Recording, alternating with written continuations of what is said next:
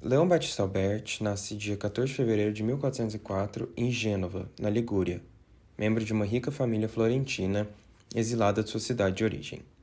Muda-se com a família para Veneza, no Vêneto, e depois para Pádua, na mesma região. E é em Pádua que recebe uma educação humanista, tendo seu primeiro contato com textos antigos e conhecimento erudito. Depois, estuda direito canônico em Bolonha e também aprofunda seus estudos em áreas de seu gosto, como pintura, escultura e música. Em 1431, vai para Roma, onde atua na chancelaria papal, entrando em contato direto com o círculo humanista do Papa Eugênio IV, e é quando tem contato com as ruínas romanas, que inspiram seu interesse maior por arquitetura. Leão Battista Alberti se encaixava muito bem na figura do homem universal idealizada pelo humanismo florentino.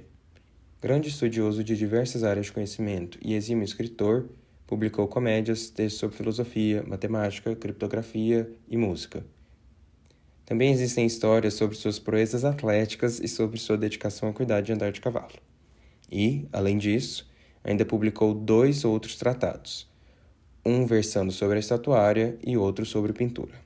Em seu texto O Renascimento, o escritor e historiador Paul Johnson coloca Alberti como o primeiro humanista a tratar das características intelectuais das artes em seus tratados.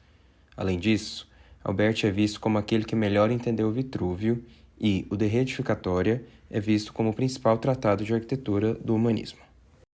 Uma das obras de Leão Battista Alberti é o Templo Malatestiano, erguido em Rimini em 1450. É um projeto de renovatio de uma igreja medieval preexistente, a qual era utilizada como mausoléu da família Malatesta, tendo sido encomendado por Sigismondo Malatesta. Embora não completado, o projeto previa uma grande cúpula semicircular, fazendo referência ao Panteão de Roma. E, na fachada, faz referência ao Arco de Augusto da cidade de Rimini, um exemplo do emprego do princípio albertiano de reggio, que versa sobre como a arquitetura deve expressar o que é próprio do lugar de implantação do projeto.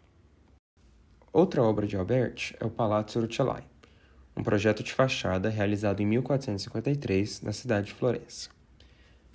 Através do uso de pilastras, Alberti emprega na fachada, que é plana, as colunas, que são elementos tridimensionais e que são, para ele, o principal ornamento da arquitetura.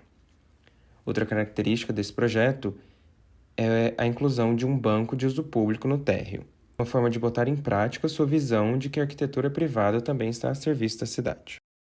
Uma curiosidade sobre a figura de Alberti é como ele foi descrito por Giorgio Vasari na sua famosa obra As Vidas dos Mais Excelentes Pintores, Escultores e Arquitetos, primeiramente publicada em 1550. Vasari acusa Alberti de ser predominantemente homem de letras e gozar de fama imerecida como arquiteto e artista, pois, para Vasari, experiência e prática são superiores à ciência e teoria, uma falsa dicotomia que ele defende muito em seu texto. Essa acusação fica clara em uma das passagens do texto de Vasari. Para ele, Alberti deixou seus livros escritos de maneira tal que comumente acredita-se, tamanha força tiveram seus escritos para a pena e a língua dos doutos, ter ele superado os que na verdade o superaram. Esse incômodo de Vasari com Alberti é interessante, pois mostra a importância da produção teórica do arquiteto florentino 100 anos após ser publicada, e evidencia, como o próprio Vasari lamenta, a ausência de textos de estatura análoga. Além disso, essa aparente inveja que Vasari tem da fama de um arquiteto que o precedeu em um século e o empenho com que tenta diminuir Alberti colocam em questão a credibilidade da obra bibliográfica de Vasari, a qual continua tendo, porém, rico valor historiográfico.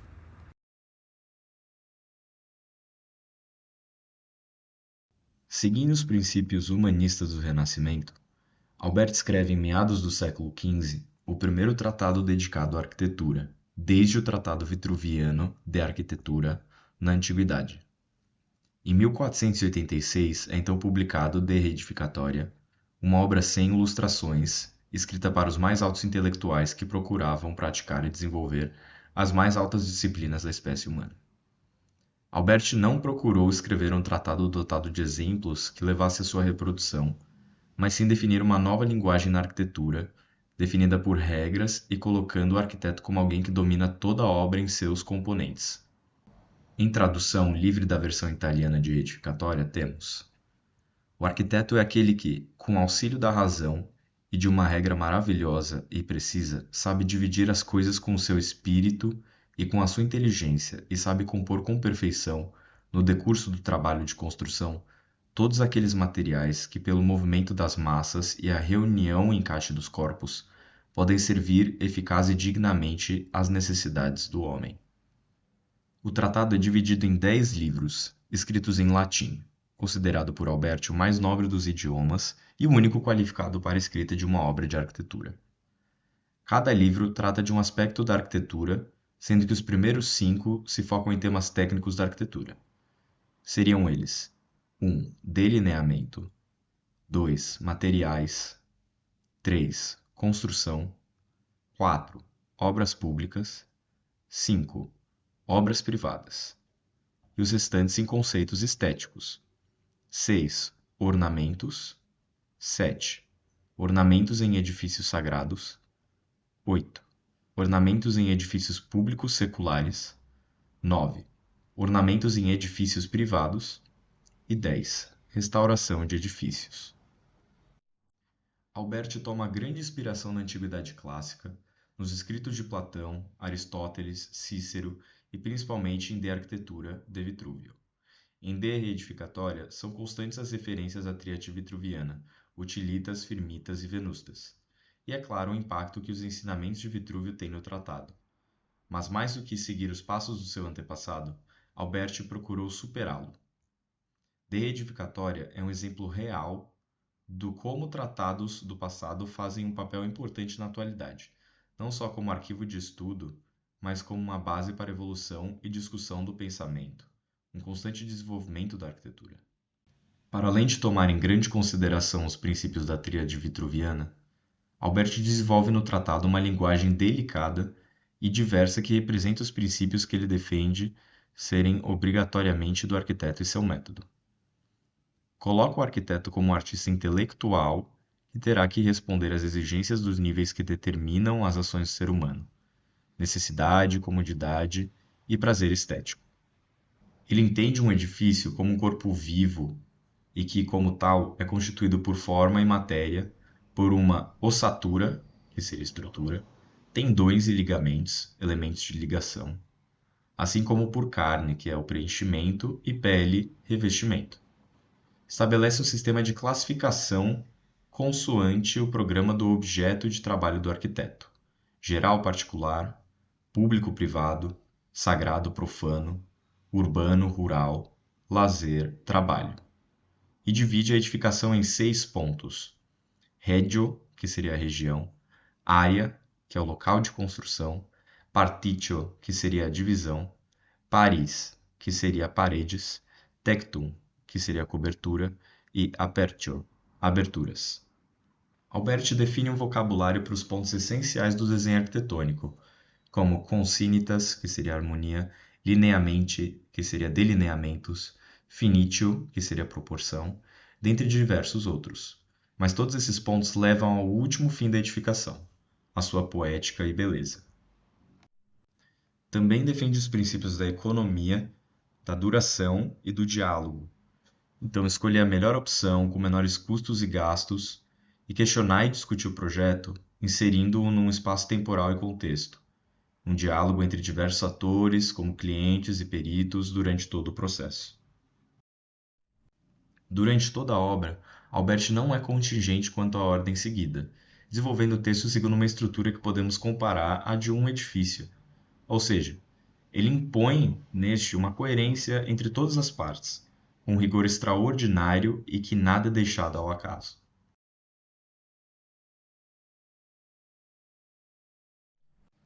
No Tratado de Reedificatória, Alberti ergueu um novo paradigma arquitetônico sobre os escombros da Idade Média. Seu objetivo era claro: delinear o mundo a partir da ordem e da racionalidade herdadas da Antiguidade Clássica. Quase 500 anos depois, em meio às crises políticas e disciplinares do século XX, o mesmo espírito de reconstrução ressurgiu. Era preciso repensar a arquitetura, a cidade e a própria ideia de humanidade. O pensamento albertiano foi recuperado como base para refundar não só os princípios da arquitetura, mas também sua relação essencial com o ser humano.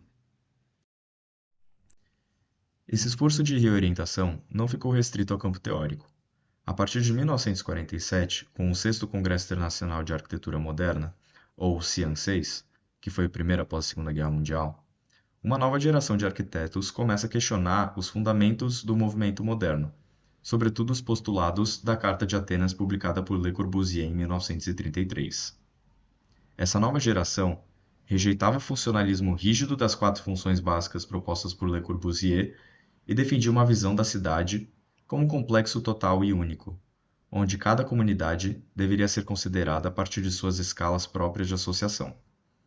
Com isso, deslocam-se de uma abordagem universalista para uma leitura mais sensível à atmosfera. Propõem, assim, a elaboração da Charte de l'Habitat, focada não apenas em estruturas, mas nas vivências que elas possibilitam. Curiosamente, mesmo Le Corbusier, ao formular seus famosos 5 pontos de uma nova arquitetura, parece seguir em grande parte os descritores de Alberti sobre os elementos da edificação, com exceção do descritor Reggio, que trata do contexto geográfico e atmosférico. Esse descritor reaparece de forma significativa com a cláusula inaugural da própria Carta de Atenas, que trata a região como um conjunto econômico, social e político, uma noção que se aproxima da de Alberti, que vê a região como envoltória física e moral do edifício. Nesse sentido, o conceito de escalas de associação, proposto pelo Tim Tan, também representa uma negociação crítica entre o sistema de proporção de Alberti, os 5 pontos de Le Corbusier e a própria Carta de Atenas. A ideia de relacionamento central Tim Tan ecoa diretamente a passagem de Alberti, a cidade como uma casa em ponto grande, a casa como uma cidade em ponto pequeno. Assim, evidencia-se uma transição importante nas atitudes da arquitetura, de um humanismo racional herdado da antiguidade para um humanismo mais físico e fenomenológico nascido das urgências do pós-guerra. O processo de reinterpretação do pensamento albertiano revela que os princípios formulados no Renascimento mantiveram força. Eles foram retomados por arquitetos e instituições que buscavam, mais do que restaurar cidades fisicamente, reconstruir a relação entre a arquitetura, sociedade e o ser humano. É justamente a partir dessa ideia de que construir é um ato profundamente ético e voltado ao bem comum que voltamos ao cerne do Tratado de Reedificatória. Nele, Alberti apresenta uma concepção da arquitetura que ainda hoje nos desafia: edificar não apenas com técnica, mas com responsabilidade histórica, social e existencial. Para ele, os homens são vistos como débeis sombras de um sonho, jogados como náufragos no caudaloso e turbulento rio da vida. A construção é uma resposta a essa condição, uma forma de buscar abrigo, dignidade e permanência em meio ao caos da existência. Projetar com arte é minimizar as fragilidades do corpo, da alma e da polis. É criar lugares seguros, dignos e acolhedores. Para Alberti, a boa arquitetura deveria ir além do útil, do sólido ou do belo. Ela deveria ser orientada por valores, pelo bem e pelo justo, criando lugares que servissem à sociedade, à vida, à cidade e à alma humana. Enquanto boa parte da produção contemporânea seguia por dinâmicas efêmeras, consumo, espetáculo, estética publicitária, Alberti defendia o oposto: edificar como um ato voltado à permanência, à integridade, à posteridade.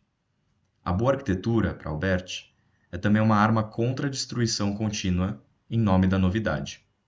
Ele alerta contra a libidine aedificandi, a mania de construir de forma descontrolada, sem propósito ou contexto.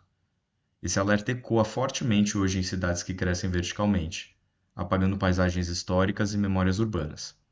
Podemos pensar, por exemplo, na destruição das vilas operárias e ruas históricas em bairros de São Paulo, substituídas por torres residenciais ou corporativas desconectadas de sua realidade local. Construir, para Alberti, exige mais do que técnica. Exige arte, responsabilidade e consciência. A arquitetura deveria ser feita com arte para amenizar as fragilidades do corpo, da alma e da polis. O objetivo? Criar espaços seguros, dignos e acolhedores. Sua noção de consinitas, frequentemente traduzida como harmonia, é mais do que qualidade estética. É a justa relação entre o instante e a duração, entre a forma e a vida que nela acontece. É uma proporção vital que articula o presente com a história e o futuro. Para Albert, a maior glória de um edifício é a sua idade. Construir bem é resistir ao tempo. Edificar é investir tempo, trabalho e recursos. Perder isso é apagar a memória coletiva desses esforços. Preservar a forma e os significados que ela carrega, portanto, é uma questão ética, não apenas estética. Construir, então, é um serviço público. É dar forma a uma ética compartilhada. Não se trata de seduzir com aparências, mas de prover continuidade, permanência e memória. A arquitetura, o urbanismo e o design não existem por si só. Eles devem servir à vida coletiva. Devem tornar a existência mais justa, mais digna. Uma arquitetura midiática, voltada para ser fotografada em revistas e redes sociais, ou que atende apenas a interesses particulares, perdeu sua função pública. Convém levantar que na atualidade se espalharam pelo mundo o que podem ser chamadas de cidades vitrines. Nesses meios, todo acontecimento humano é esteticizado e é espetacularizado.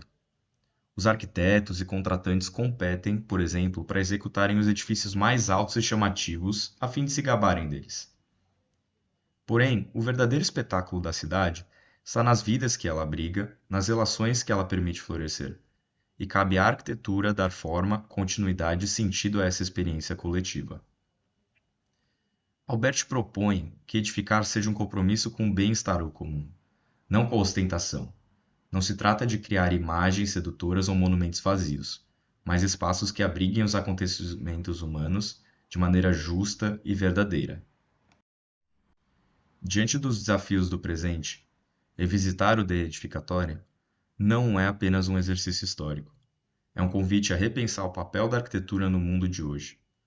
Albert nos lembra que construir é também cuidar da cidade, da memória, da vida em comum, e que a verdadeira medida de uma obra não está nas alturas de suas paredes, mas na profundidade de seu compromisso com o humano.